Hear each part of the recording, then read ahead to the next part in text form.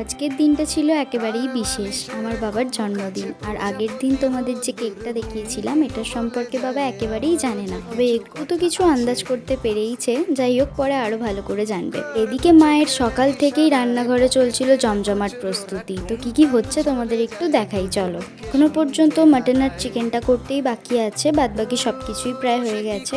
প্রথমেই আছে শাক ভাজা, চাটনি, তার সাথে আছে মচমচে পটল ভাজা আর মাছের ঝাল। এছাড়াও হয়েছে কুমড়ো, আলু আর কাঁকরেল ভাজা। আর আছে গরম গরম ডাল, আর শেষ পাতে মিষ্টিমুখ করার জন্য ছিল পায়েস। বাবা গেছিল স্নানে, তো খাবার দাবার একটু দেরি আছে। আর বাইরে রোদ উঠেছিল বলে আমি হারমোনিয়ামটা একটু রোদে দিয়েছিলাম, কিন্তু তারপরেই মেঘ হয়ে গেছে, তো আমাকে এক্ষুনি হয়তো সরাতে হবে। টেবিল ভর্তি করে সমস্ত খাবার আমি আর মা মিলে সাজিয়ে ফেলেছি। এবার বসে পড়েছে বাবা খেতে। বসার পরেই প্রথমেই পায়েস দিয়ে শুরু করলো খাওয়া। এরপর বাদবাকি পদ ট্রাই করবে। তো এর মাঝে আমিও একটু চাটনি পাঁপড় খেয়ে নিলাম। তো এইভাবেই আজকের দুপুরটা কাটলো।